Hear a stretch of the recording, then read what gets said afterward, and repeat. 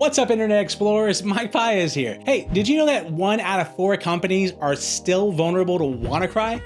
A ransomware virus that's been around for over 5 years at this point? This is especially bad seeing as a patch was made available all the way back in 2017, a day after the initial attack. And if you think this is bad, trust me, this isn't the only old malware that's making network security teams want to cry.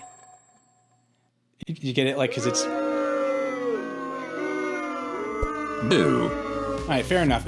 But it's true. 60% of organizations that have experienced a data breach cited a known unpatched vulnerability as the cause. Like, why such a high number? I mean, it's not like vulnerabilities are a secret. No, they're published through the CVE, or Common Vulnerabilities and Exposure System, which acts as a database of known vulnerabilities for common software. This is a database that's available to everyone, which is great until you find out that 90% of CVEs can be exploited with little to no technical skill required, which leaves an unpatched system with an even bigger and easier target on its back. That's why it's so important to keep all of your apps and software up to date. But you should know that there's more to it than that, because you also need to look out for fake software updates. Malicious updates are designed to trick you into thinking you're downloading the latest version of something, but in fact, you're giving someone access to your entire system. So how do you avoid getting caught up with a malicious update? Well, stay tuned to this episode of The Sync to find out.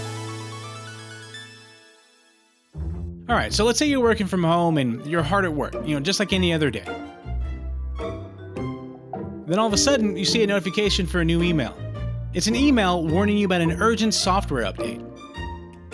What do?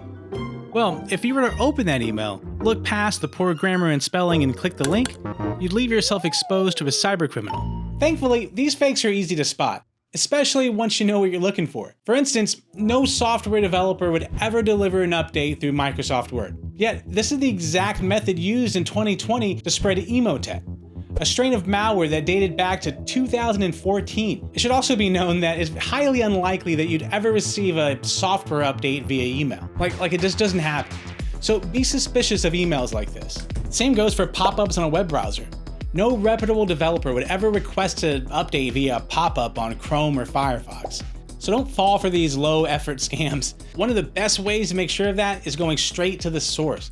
Just about anything you can think of has a page dedicated to firmware updates on its manufacturer website. However, updates aren't a one-and-done thing though, so set a reminder to check back every quarter for new updates.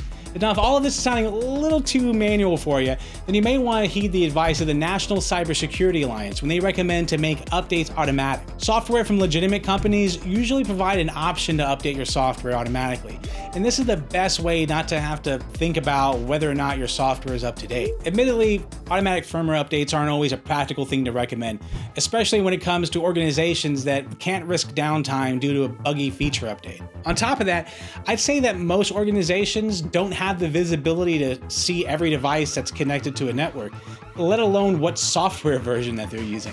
That's where a network access control solution like Fortinet comes in clutch, because not only does Fortinet give visibility to everything connecting to a network, it can also deny non-updated devices from accessing the network altogether. If you'd like to learn more, and trust me, there's a lot more to learn, check out the partner portal for a treasure trove of information, and while you're there, enroll yourself in our NSC 6 course on Fortinet for a deeper dive in the solution. Well, that's all for this week. Be sure to tune in the final week of Cybersecurity Awareness Month for a deep dive into a hacker's favorite pastime, phishing. But until then, thanks for watching, and stay safe, fellow Internet Explorer.